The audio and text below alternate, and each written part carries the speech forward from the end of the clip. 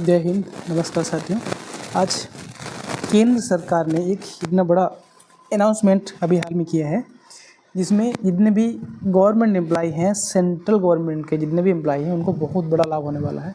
जो अनाउंसमेंट हुआ है उसको हम कह सकते हैं 8th पे कमीशन, मतलब 8वां वेतन आयोग सरकार ने अप्लाई करने की घोषणा कर दी है। ये प्रत्येक 10 साल बाद हर सरकारी कर्मचारी को महंगाई को देखते हुए उसके खर्चों पर ज़्यादा असर ना पड़े, उसकी आय ना दुबली हो, इसको देखते हुए अगर हम इसकी बात करें, पहला वेतन आयोग मई 1946 में गठित हुआ था और इसकी रिपोर्ट 1947 में प्रस्तुत की गई थी।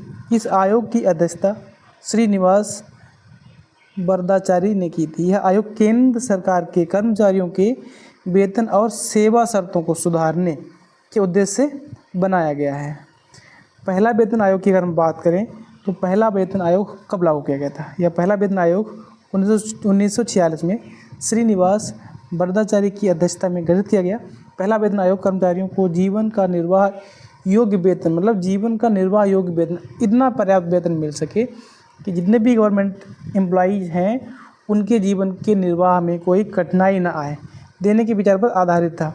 1946 की सिफारिशें स्वीकृत की गई और लागू कर दिया गया। सबसे पहले अगर कोई बात करें कि इसका गठन 1946 में हुआ है और इसकी अध्यक्षता श्रीनिवास बरदाचारी ने की है और सबसे पहले 1946 में ही इसको किया गया है। और हर 10 साल के बाद एक पे कमीशन मतलब अप्लाई होता है, जो महंगाई को देखते हुए हर गवर्नमेंट एम्प्लॉय को इस रेशियो में इम्प्रूवमेंट लाया जाता है। बेस वेतन होता है, उसमें उसके अन्य चीज़ें भत्ता नहीं जुड़ी होती हैं, उसको या तो डबल किया जाता है, उसको फेटमेंट बोलते हैं। इस बार कितना किया जाएगा ये अलग बात है। दूसरे वेतन आयोग की बात हो रही है।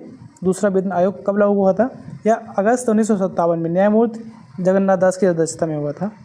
और 8th पे कमीशन की जो तारीख है, केंद्र सरकार ने हाल ही में 8th पे कमीशन की तारीखों की घोषणा कर दी है, जिसका इंतजार लाखों कर्मचारियों, लगभग 1 करोड़ के आसपास सेंट्रल गवर्नमेंट के एम्प्लॉइज़ व पेंशनर्स हैं, उनको इसका लाभ मिलेगा। और ऐसा उम्मीद जताई जा रही है कि जिस भी कर्मचारी का जो पेमेंट है, अभी वर्तमान में वेतन है, अगर वो 40,000 प्राप्त कर रहा है तो वो 1 लाख से 1,10,000 तक इससे आगे भी निकल सकता है। 8वें वेतन आयोग में सिर्फ सैलरी नहीं बल्कि सरकारी कर्मचारियों के लिए बीमा कवर बढ़ाने की प्रस्ताव का भी प्रस्ताव जुड़ा हुआ है। मौजूद बीमा राशि बहुत कम है। अगर किसी भी एम्प्लॉय को जो बीमा राशि के रूप में अगर कोई दिक्कत होती है तो थोड़े से कम अमाउंट इसमें एडेड है और इसको बढ़ा के 15 लाख तक के आसपास करने की संभावना की जा रही है। परसेंटेज की बात करें, देखो आयोग की सिफारिशें 2026 से लागू होंगी। ये जनवरी से लागू होने के चांसेस हैं। 1 जनवरी से आगे भी निकल सकता है। ये होता है मान लो जनवरी के 2 महीने बाद निकलता है तब अप्लाई होता है, तो जनवरी से ही इसको अप्लाई में माना जाएगा। वहाँ का उसका पीछे का जो बढ़ा हुआ अमाउंट है वो मिलना चाहिए होता है। कभी कभी गवर्नमेंट पे डिपेंड करता है, कभी गवर्नमेंट दे देती है, कभी नहीं देती है। वेतनमान में 20 से 25% की वृद्धि की संभावना है।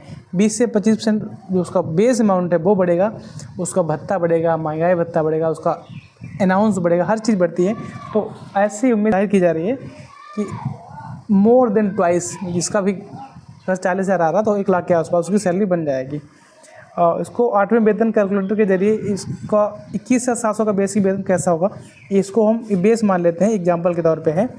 इसका फिटमेंट फैक्टर जो है, इसको फिटमेंट फैक्टर मतलब ये होता है कि जिसका बेस अमाउंट मान लो 21,000 है तो उस 21,000 को 1.92 से मल्टीप्लाई किया जाएगा। अगर फिटमेंट फैक्टर अगर 2 है तो उस बेस अमाउंट ये वाला है, इसको 2.0 से मल्टीप्लाई किया जाएगा। अगर फिटमेंट फैक्टर 2.86 किया जाएगा। ये आशावादी अनुमान है। लोग जो एम्प्लॉइज़ हैं वो चाह रहे हैं कि हमको फिटमेंट इतना दिया जाए, लेकिन इतना देना थोड़ा सा मुश्किल लग रहा है, तो उम्मीद जताई जा रही है। पिछली बार की बात करें तो 2.5 के नियर अबाउट मिला था। इस बार ये चांसेस 1.92 और 2 इसके ज़्यादा चांसेस लग रहे हैं। इन दो में अब कोई फिटमेंट फैक्टर लगने वाला है और इसके हिसाब से उसका पेमेंट बढ़ जाता है। जैसे मान लो किसी की सैलरी 20,000 है ठीक है। और उसका फिटमेंट फैक्टर अगर ये सेकेंड वाला लग जाता है तो 2 से गुणा तो 40,000 उसका बेस अमाउंट हो जाएगा। उसके हिसाब से उसके और भी भत्ते होते हैं, वो भी बढ़ते हैं महंगाई के हिसाब से ही। अगले पॉइंट पे आते हैं। यहाँ पे एक सारणी लगी हुई है, एक वर्तमान वेतन है, ये संभावित वेतन है और ये नया वेतन कितना हो जाएगा, ये कुछ चीज़ें दी गई हैं। मान लो ये लेवल, अलग अलग लेवल के इसमें पोस्ट्स हैं, नौकरीज हैं, उनमें ये दिया गया है। अगर किसी का बेस अमाउंट 18,000 है, ये जो 7वां वेतन आयोग लागू किया था, ये 7वां वेतन आयोग जब लागू किया गया था उसके पहले जो पुलिस कर्मचारी थे, मान लो इनका वेतन वही 7-8 हज़ार के आसपास था, इतना मिला था, तब इनका 18,000 के आसपास पहुंच गया था पेमेंट इनका, ठीक है।